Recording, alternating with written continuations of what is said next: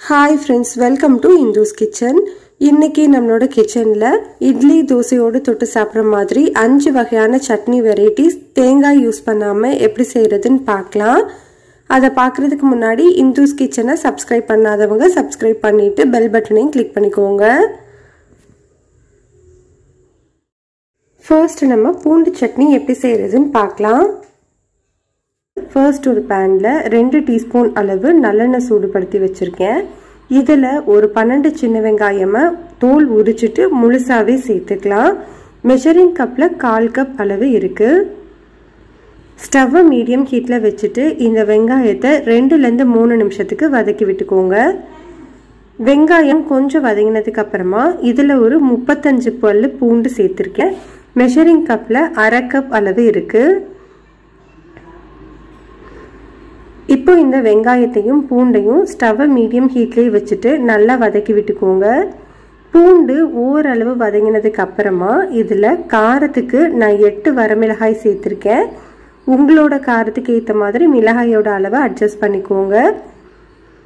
இது கூடவே கலருக்காக 3 காஷ்மீரி மிளகாய் சேர்த்துக்கிறேன். இதுல காரம் இருக்காது, கலர் மட்டும்தான். இது கூடவே ஒரு சின்ன துண்டு புளி சேர்த்துக்கலாம். சட்னிக்கு தேவையான அளவு உப்பு, 1/2 டீஸ்பூன் அளவு கல்லுப்பு சேர்த்துக்கலாம். இப்போ இது எல்லாத்தையுமே 2 ல இருந்து 3 நிமிஷத்துக்கு மட்டும் வதக்கி விட்டுக்கோங்க.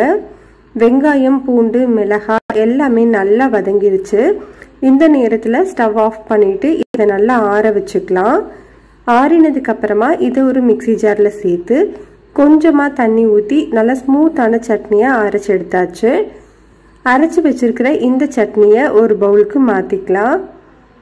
இப்போ இந்த சட்னி தாளிக்கிறதுக்கு 3 டேபிள் ஸ்பூன் அளவு நல்லெண்ணெயை நல்லா சூடுபடுத்திட்டு 1/2 டீஸ்பூன் அளவு கடுகு, கொஞ்சமா கருவேப்பிலை சேர்த்து தாளிச்சு வச்சிருக்கேன். இதை உள்ள மிக்ஸ் பண்ணி விட்டுக்கலாம். இந்த சட்னிக்கு நல்லெண்ணெய் நீங்க கொஞ்சம் ஜாஸ்தியா சேர்த்து தாளிச்சாதான் டேஸ்டா இருக்கும். அவ்வளவுதான், நம்மளுக்கு சூப்பரான பூண்டு சட்னி ரெடி ஆயிடுச்சு. கண்டிப்பா இந்த ரெசிபி நீங்க இப்போ நம்ம வேர்க்கடலை சட்னி எப்படி செய்யறதுன்னு பார்க்கலாம். ஃபர்ஸ்ட் ஒரு கடாயில மெஷரிங் கப்பில் 1/2 கப் அளவு வேர்க்கடலை சேர்த்துக்கிறேன். ஸ்டவ்வை லோ டு மீடியம் ஹீட்டில் வச்சுட்டு இதை 3 ல இருந்து 4 நிமிஷத்துக்கு நல்லா வறுத்து விட்டுக்கோங்க. வேர்க்கடலையிலேருந்து தோல் உறிஞ்சு வரணும், அது வரைக்கும் நல்லா வறுத்துக்கணும். நீங்கள் வறுத்த வேர்க்கடலை யூஸ் பண்ணுறீங்கன்னா இந்த ஸ்டெப்பை நீங்கள் ஸ்கிப் பண்ணிக்கோங்க. இப்போ பாருங்கள், நம்மளுக்கு வேர்க்கடலை நல்லா வறுபட்டுருச்சு. இதை ஒரு பிளேட்டில் கொட்டி ஆற வச்சுக்கலாம். இப்போ அதே கடாயில் 1 டேபிள் ஸ்பூன் அளவு எண்ணெய் சேர்த்து சூடுபடுத்திக்கலாம். எண்ணெய் சூடானதுக்கு அப்புறமா இதில் 1 டேபிள் ஸ்பூன் அளவு உளுந்தம்பருப்பு, 1 டேபிள் ஸ்பூன் அளவு கடலைப்பருப்பு, 1/2 டீஸ்பூன் அளவு சீரகம் சேர்த்துக்கலாம். ஸ்டவ்வை லோ ஹீட்டில் வச்சுட்டு இது ஒரு 30 செகண்ட் நல்லா வறுத்து விட்டுக்கோங்க.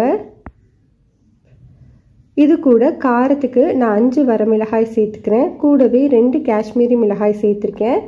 உங்களோட காரத்துக்கு ஏற்ற மாதிரி மிளகாயோட அளவை அட்ஜஸ்ட் பண்ணிக்கோங்க. மிளகாயை ஒரு 1 நிமிஷம் நல்லா வறுத்துக்கலாம். அதுக்கப்புறமா ஒரு சின்ன துண்டு புளி சேர்த்துக்கோங்க. புளி அதிகமாக சேர்த்துட வேண்டாம், கொஞ்சமாக சேர்த்தாலே கரெக்டாக இருக்கும். புளி சேர்த்ததுக்கப்புறமா இதை நல்லா மிக்ஸ் பண்ணிவிட்டு ஸ்டவ் ஆஃப் பண்ணிக்கலாம். இது நல்லா ஆறட்டும். ஆறினதுக்கு அப்புறமா இதை ஒரு மிக்ஸி ஜாரில் சேர்த்துக்கலாம். இது கூட நம்ம வறுத்து வச்சிருந்த வேர்க்கடலையும் சேர்த்துக்கோங்க. இப்போ இந்த சட்னிக்கு தேவையான அளவு உப்பு, 1/2 டீஸ்பூன் அளவு தூள் உப்பு சேர்த்துக்கிறேன். இப்போ இதில் கொஞ்சமாக தண்ணி ஊற்றி நல்லா ஸ்மூத்தான சட்னியாக அரைச்சி எடுத்துக்கலாம். இப்போ நான் சட்னி அரைச்சி இதை ஒரு பவுலுக்கு மாற்றிருக்கேன். இந்த சட்னியோட கன்சிஸ்டன்சி உங்களுக்கு இப்படி தான் இருக்கணும். ரொம்ப தண்ணியாகவும் இல்லாமல் ரொம்ப திக்காகவும் இல்லாமல் இந்த மாதிரி இருந்தால் தான் கரெக்டாக இருக்கும். இப்போது இந்த சட்னி தாளிக்கிறதுக்கு ஒரு சின்ன பேனில் 1 டேபிள் ஸ்பூன் அளவு எண்ணெய் சேர்த்து சூடுபடுத்திக்கலாம். எண்ணெய் சூடானதுக்கு அப்புறமா 1/2 டீஸ்பூன் கடுகு, 1/2 டீஸ்பூன் உளுந்தம்பருப்பு, கொஞ்சமாக கருவேப்பிலை, 2 பல்லு பூண்டை கல் உரல்ல இடிச்சிட்டு சேர்த்துக்கலாம். இது நல்ல வாசனையாக இருக்கும் சட்னி. இப்போ இந்த தாளிப்பை சட்னியில் சேர்த்துட்டு நல்லா மிக்ஸ் பண்ணிக்கலாம். அவ்வளோதான், நம்மளுக்கு ரொம்ப ரொம்ப டேஸ்டான வேர்க்கடலை சட்னி ரெடி ஆயிடுச்சு. செட்டிநாடு கார சட்னி எப்படி செய்யறதுன்னு பார்க்கலாம். ஃபர்ஸ்ட் வந்து ஒரு குக்கரில் 2 ஸ்பூன் அளவு எண்ணெயை சூடுபடுத்திக்கலாம். எண்ணெய் வந்து நல்லா சூடானதுக்கு அப்புறமா இதில் 1 ஸ்பூன் அளவு உளுந்தம்பருப்பு சேர்த்து பொரிய விடலாம். உளுந்து வந்து நல்லா பொரியணும். பொரிஞ்சதுக்கு அப்புறமா உடனே ஸ்டவ்வை வந்து லோ ஹீட்டில் வச்சுக்கோங்க. லோ ஹீட்டில் வச்சதுக்கு அப்புறமா இதில் ஒரு 7 பல்லு பூண்டு சேர்த்துக்கலாம். ஒரு பெரிய வெங்காயமாக ரஃப்பாக கட் பண்ணிட்டு சேர்த்துக்கலாம்.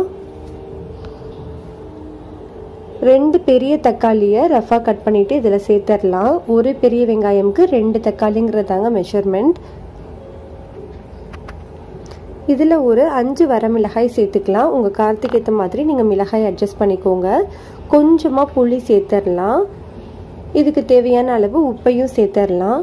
இதெல்லாமே சேர்த்ததுக்கு அப்புறமா நல்லா வந்து லோ ஹீட்லேயே வச்சு ஒரு தடவை நல்லா கிளறி விட்டுறலாம். இந்த சட்னிக்கு நம்ம எதையுமே வதக்கக்கூடாது. அதே மாதிரி இதில் தண்ணி எதுவுமே சேர்க்கக்கூடாது. அப்படியே ஒரு முறை கிளறிட்டு இதை அப்படியே மூடி போட்டுட்டு வெயிட் வச்சு மிதமான தீயில் ஒரே ஒரு விசில் வச்சுக்கலாம். ஒரு விசில் வந்ததுக்கு அப்புறமா ப்ரெஷர் தன்னால் இறங்கட்டும். அதுக்கப்புறமா நம்ம ஓப்பன் பண்ணி பார்க்கலாம். பாருங்க, நம்மளுக்கு தக்காளி வெங்காயம் எல்லாமே நல்லா மசிஞ்சு வெந்திருக்கு பாருங்க. அந்த தக்காளியில் இருக்கிற தண்ணியிலேயே எல்லாமே வெந்துருச்சு. இப்போ நம்ம ஒரு மிக்சி ஜாரில் மாற்றி நல்லா ஸ்மூத்தான சட்னியை அரைச்சி எடுத்துக்கலாம். பாருங்க, இந்த மாதிரி தான் இருக்கணும். இதை நம்ம அப்படியே ஒரு பவுலில் மாற்றிடலாம். இப்போ ஒரு சின்ன பேனில் 1 ஸ்பூன் அளவு எண்ணெய் சூடுபடுத்திக்கலாம். எண்ணெய் சூடானதுக்கு அப்புறமா இதில் ஒரு 1/2 ஸ்பூன் அளவு கடுகு, ஒரு பிஞ்ச் அளவு பெருங்காயத்தூள், கொஞ்சமாக கருவேப்பிலை சேர்த்து பொரிய விட்டுறலாம். இதெல்லாமே பொரிஞ்சதுக்கு அப்புறமா நம்ம சட்னியில் இதை சேர்த்துடலாம். அவ்வளோதாங்க, நம்மளுக்கு ரொம்ப ரொம்ப டேஸ்டான செட்டிநாடு கார சட்னி ரொம்ப குயிக்காக ரெடி ஆயிடுச்சு. கண்டிப்பாக இதை நீங்கள் இப்போ நம்ம சின்ன வெங்காய கார சட்னி எப்படி செய்யறதுன்னு பார்க்கலாம். இந்த சட்னி செய்கிறதுக்கு ஃபர்ஸ்ட் ஒரு மிக்சி ஜாரில் 30லேருந்து 35 சின்ன வெங்காயத்தை தோல் உரிச்சிட்டு முழுசாகவே சேர்த்துக்கலாம். மெஷரிங் கப்லன்னு பார்த்தீங்கன்னா 1 கப் அளவு இருக்குது. இது கூட 10 பல்லு பூண்டு சேர்த்துக்கலாம். பூண்டு பல் வந்து சின்ன சின்னதாக இருக்கிறதுனால நான் 10 சேர்த்துக்கிறேன். கொஞ்சம் பெருசாக இருக்குது அப்படின்னா 7 சேர்த்துக்கோங்க. இதுலேயே கொஞ்சமாக புளி சேர்த்துக்கலாம். புளி வந்து அதிகமாகிடுச்சு அப்படின்னா சட்னி வந்து புளிக்க ஆரம்பிச்சிரும். அதனால இந்த அளவு மட்டும் சேர்த்துக்கோங்க. இது கூட காரத்துக்கு நான் 5 வரமிளகாயும் 3 காஷ்மீரி மிளகாயும் எடுத்திருக்கேன். காஷ்மீரி மிளகாயில் காரம் இருக்காது, கலருக்காக தான். உங்களோட காரத்துக்கு ஏற்ற மாதிரி மிளகாயோட அளவை அட்ஜஸ்ட் பண்ணிக்கோங்க. இது கூட சட்னிக்கு தேவையான அளவு உப்பு சேர்த்துட்டு கொஞ்சமாக தண்ணி ஊற்றி நல்லா ஸ்மூத்தான சட்னியாக அரைச்சி எடுத்துக்கலாம். இந்த அளவுக்கு நல்லா ஸ்மூத்தான சட்னியாக அரைச்சி தனியாக வச்சுக்கோங்க. இப்போ ஒரு கடாயில் 4 டேபிள் ஸ்பூன் அளவு நல்லெண்ணெய் சேர்த்து சூடுபடுத்திக்கலாம். இந்த சட்னிக்கு நல்லெண்ணெய் சேர்த்து செஞ்சால் தான் டேஸ்ட்டாக இருக்கும். எண்ணெய் நல்லா சூடானதுக்கு அப்புறமா 1/2 டீஸ்பூன் கடுகு, 1/2 டீஸ்பூன் உளுந்தம்பருப்பு, கொஞ்சமாக கருவேப்பிலை சேர்த்து பொரிய விட்டுக்கலாம். இது கூட நம்ம அரைச்சி வச்சிருந்த சட்னி சேர்த்துட்டு 1/2 கப் அளவு தண்ணி சேர்த்துக்கோங்க. நான் மிக்சி ஜார் கழுவிட்டு அந்த தண்ணி சேர்த்துக்கிறேன். இதை நல்லா கலந்து விட்டுட்டு ஸ்டவ்வை மீடியம் ஹீட்டில் வச்சு 5 நிமிஷம் கொதிக்க வச்சுக்கலாம். அந்த வெங்காயத்தோட பச்சை வாசனை சுத்தமாக போகணும். 5 நிமிஷத்துக்கு அப்புறமா அந்த வெங்காயத்தோட பச்சை வாசனை எல்லாமே போயிடுச்சு. இந்த நேரத்தில் இதை நல்லா கலந்து விட்டுட்டு ஸ்டவ்வை லோ ஹீட்டில் வச்சு இதை ஒரு மூடி போட்டு 10 நிமிஷம் கொதிக்க வச்சுக்கலாம். 10 நிமிஷத்துக்கு அப்புறமா பாருங்க, நம்மளுக்கு சட்னிலேருந்து எண்ணெய் எல்லாமே பிரிஞ்சு மேலே வந்திருக்கு பாருங்க. சட்னியும் நல்லா திக்காயிடுச்சு. அவ்வளோதான், நம்ம ஸ்டவ் ஆஃப் பண்ணிக்கலாம். நம்மளுக்கு ரொம்ப ரொம்ப சிம்பிளான ரொம்பவே டேஸ்டான சின்ன வெங்காய கார சட்னி ரெடி. கண்டிப்பாக இந்த ரெசிபி இது டிஃப்ரெண்ட்டான தக்காளி சட்னி எப்படி செய்யறதுன்னு பார்க்கலாம். ஃபர்ஸ்ட் வந்து ஒரு மிக்சி ஜாரில் 3 மீடியம் சைஸ் தக்காளியை ரஃப்பாக கட் பண்ணிட்டு சேர்த்துக்கலாம். கொஞ்சமாக புளி சேர்த்துக்கோங்க. நம்ம ஏற்கனவே தக்காளி சேர்க்கறதுனால ரொம்ப கம்மியான அளவு சேர்த்தாலே போதும். இப்போ இதை ஸ்மூத்தான பேஸ்ட்டாக அரைச்சி எடுத்துக்கலாம். அரைச்ச பேஸ்ட்டை தனியாக எடுத்து வச்சுக்கோங்க. இப்போ ஒரு கடாயில் 2 டீஸ்பூன் அளவு எண்ணெய் சூடுபடுத்திக்கலாம். எண்ணெய் சூடானதுக்கு அப்புறமா 1/2 டீஸ்பூன் அளவு கடுகு, 1/2 டீஸ்பூன் அளவு உளுந்தம் பருப்பு, கொஞ்சமாக கறிவேப்பிலை சேர்த்து பொரிய விட்டுறலாம். இப்போ இதில் 2 மீடியம் சைஸ் வெங்காயத்தை பொடியாக கட் பண்ணிட்டு சேர்த்துக்கோங்க. மீடியம் ஹீட்டில் வச்சுட்டு ஒரு 2 நிமிஷம் நல்லா வதக்கி விட்டுறலாம். வெங்காயம் வதங்கினதுக்கு அப்புறமா இதில் 1/8 டீஸ்பூன் அளவு மஞ்சள் தூள், 3/4 டீஸ்பூன் அளவு தனி மிளகாய் தூள் சேர்த்துக்கோங்க. உங்கள் காரத்துக்கு ஏற்ற மாதிரி மிளகாய் தூளை மட்டும் நீங்கள் அட்ஜஸ்ட் பண்ணிக்கலாம். ஸ்டவ்வை லோ ஹீட்டில் வச்சுட்டு இதோட பச்சை வாசனை போகிற வரைக்கும் நல்லா வதக்கி விட்டுருங்க.